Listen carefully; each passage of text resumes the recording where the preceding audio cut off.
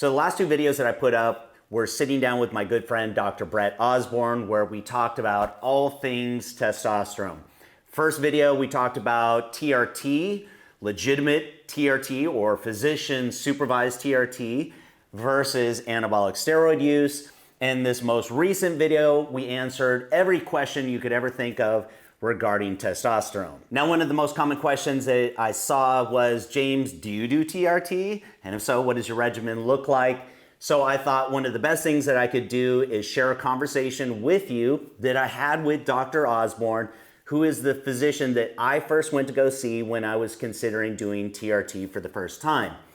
Now, we backed up all the way to the very beginning, looking at my blood work from that very first visit, and then also the subsequent visits where we started to make adjustments based on how I felt, energy levels, libido, etc. And of course, based on blood work, looking at total testosterone, free testosterone, etc. So my motivation for seeing him in the first place had nothing to do with building muscle or strength. I felt fine there. Libido felt fine, but I was extremely tired. I felt very lethargic. I felt like my motivation level to go out there and get shit done like I normally felt wasn't there. And I think some people would even equate this feeling to being depressed. So this is Dr. Osborn's analysis on my initial blood work. All right, so I've got, out of the file from your office here, this is my original blood work when I first came to you when I was considering testosterone replacement. We can go through this. I think it would be interesting to give people the perspective of what the numbers say versus what I felt. So when you look at that now, reflecting back, what do you see there? So what I see here is, as you had said, you know, if you just want to talk about testosterone for now, 527 with a free testosterone is 7.5. For reference, range was of free was 6.8 to 21.5. So you were sort of in the lower aspect, you know, of that normal range. That's why, in all likelihood, your brain wasn't working as well as you'd have liked to work at that time. One of the other interesting things that I see here, so if you were to ask me, I'm not going to show you this, if you were to ask me what this looks like, the profile of this person, okay, just biochemical alone, I didn't know you, I'd say, this guy's pretty good, okay,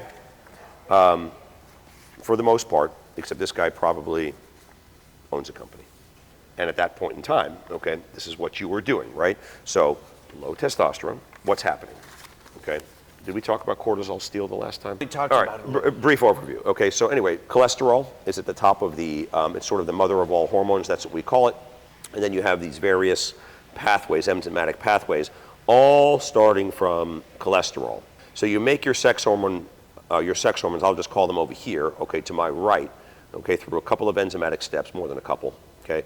One of which, you know, one of the intermediaries is DHEA, okay? Then you have androstenedione, okay? And androstenedione is one enzymatic step from testosterone, and then testosterone gets converted to estradiol, aromatase. It's all over here, okay? What's sort of over here, okay? Well, you have a little bit of, you know, you have progesterone in here, okay? But what you also have is cortisol, okay? So your stress hormones here, okay? You are making a lot because the work is busy, okay, or under stress, you're acting like a CEO, okay, type of profile, okay, and by virtue of that, sugar's going up because cortisol causes sugar to be released into the bloodstream, okay, and what ends up happening is we see, despite the fact that you're in great shape, and you've always been in great shape, okay, lean guy, right, we see your hemoglobin A1C high. That's not normal. So 5.6 and higher, well really 5.7, you're pre-diabetic. James doesn't look pre-diabetic, right? You don't, but you were, okay? Probably not now, but you were. And that was a byproduct of the high cortisol. Right, and so cortisol steal. You're stealing substrates, so molecules, okay, so molecular intermediaries. That's how, in your adrenal glands, you are making cortisol. Well, there's so much of those substrates, okay, so much of your cholesterol is going this way and making cortisol. Uh-oh, James can't make testosterone anymore. Think about it in the context of statins, What's one of the main side effects of statins? Lowers your cholesterol. What else does it lower? Your testosterone. Right, because you have none of this stuff anymore, right? You have much, much, much less of this stuff, so you don't have any testosterone, okay, coming out of that system. What you were doing is you were just shunting this way, then your testosterone level stinks. That's what was happening here. We're seeing a guy that has low testosterone, in particular your free testosterone, but just, you know, my high end of total testosterone, the high end that we were using in this lab here was 1137. So you're less than half.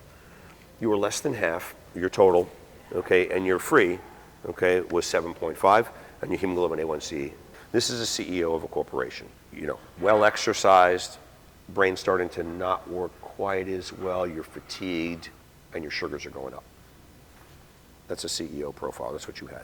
So let's compare and contrast this. I want to say this was 4 months later. Yep.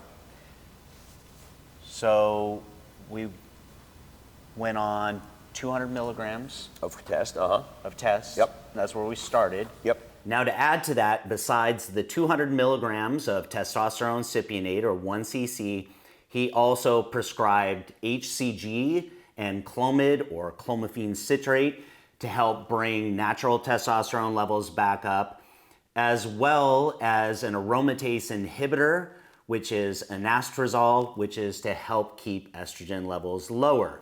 And so I remember putting on a significant amount of muscle in those 4 months, a noticeable amount. Right. I was already carrying my normal, Right. the size I am now, but I put on what felt like almost another 8 pounds or so, which, I mean, most people would say that's great news. I really wasn't looking to put on more muscle. Energy levels did improve dramatically. Right, of course. But when we looked at the blood work, Yep. we said, okay, total testosterone is pretty high right now. Right.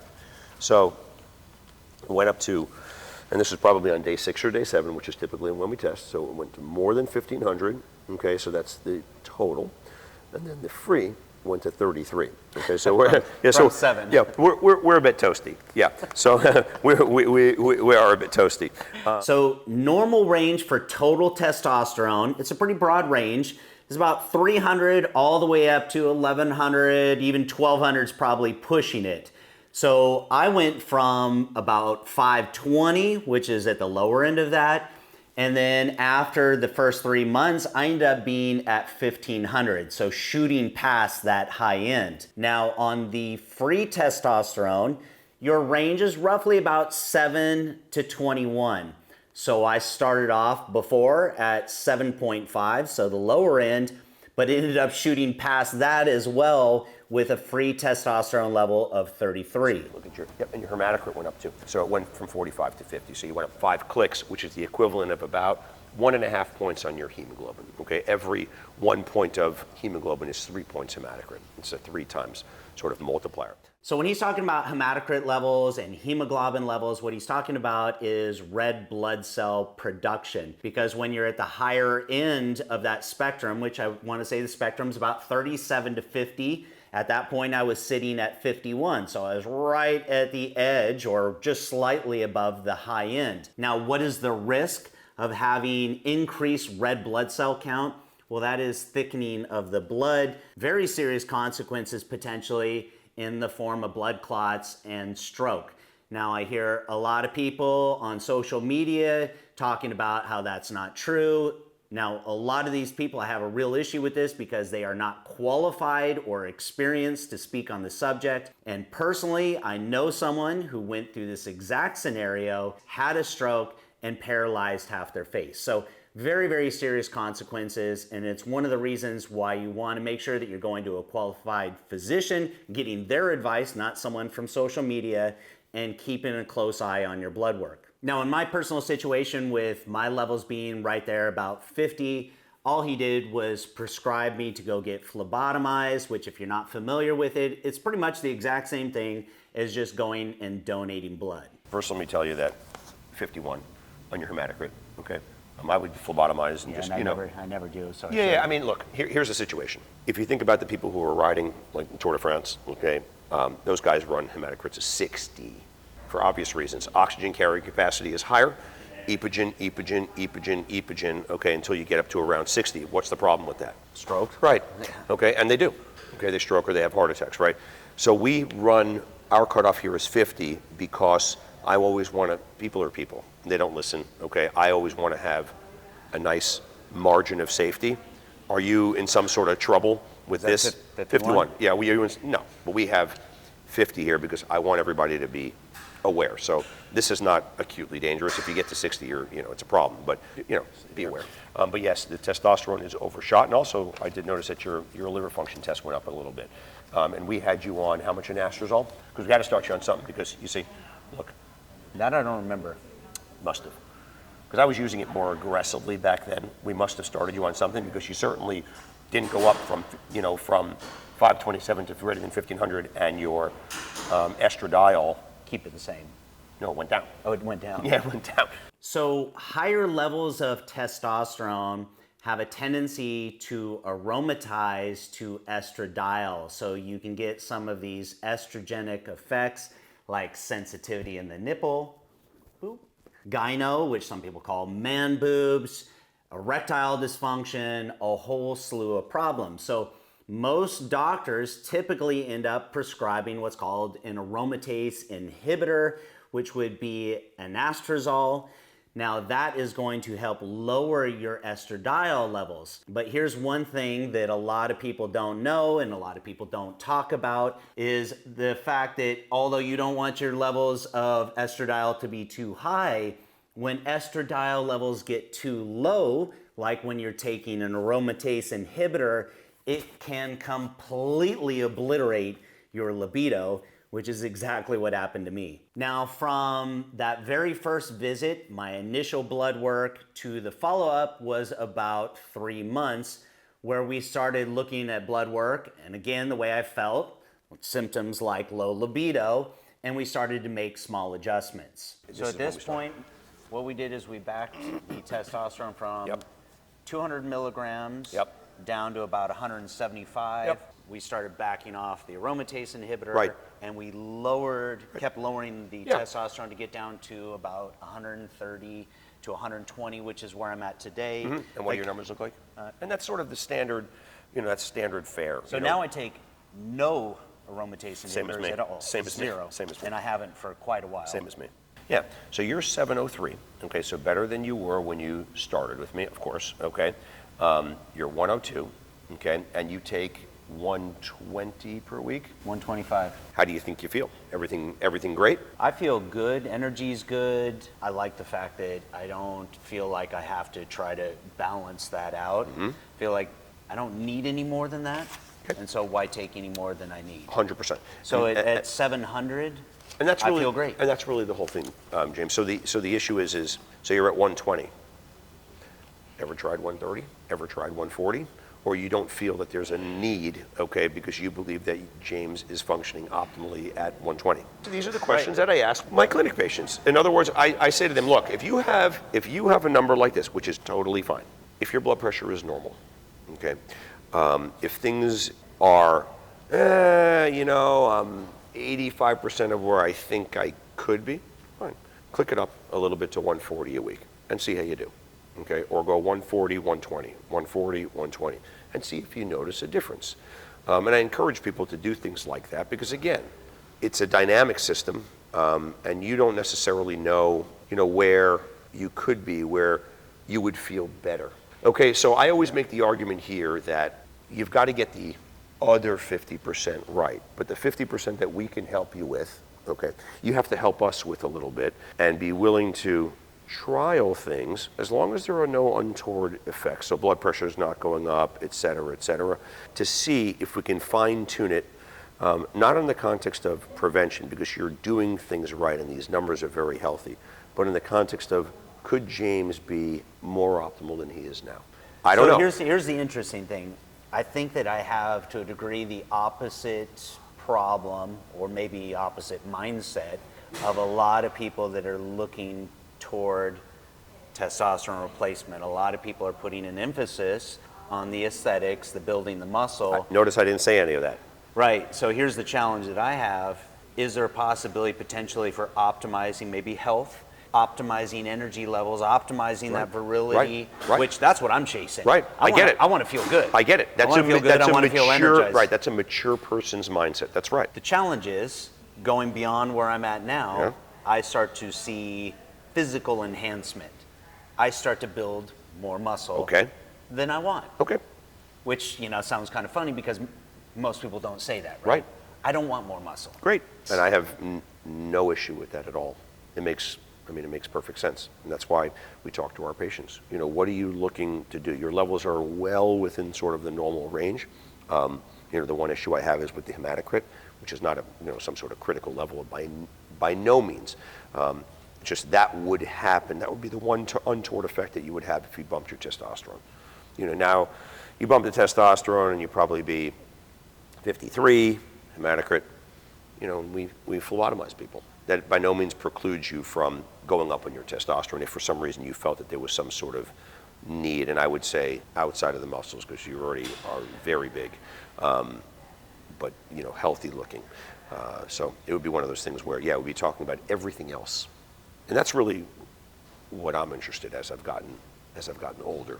In sort of the secondary effects. Well, it used to be the secondary effects, but now they're really primary to me. I think they're primary to you too. They are, absolutely. I'm looking long-term. Right. Long-term health. Right. To me, it's not just how I look, it's what's important to me is how I feel. Right. And I know a lot of people who look great and they feel terrible. Correct. And I'm not interested in that.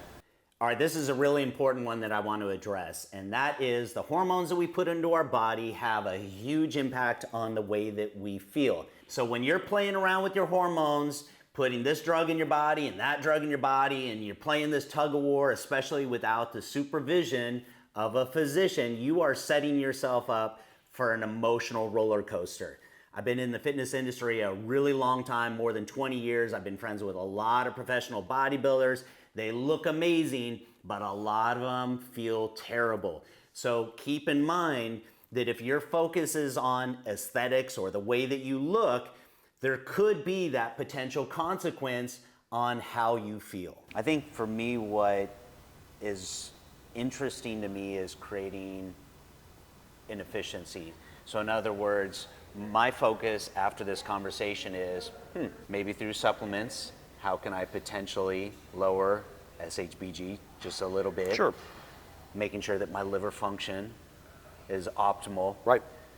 Looking at some of those other aspects to make sure that this process or everything is in balance and that it's working efficiently. Right. Yeah. But the thing about it is that another thing that I wanted to stress to, again, the people who are watching, the viewers, is that be hyper vigilant, check, recheck. How am I feeling?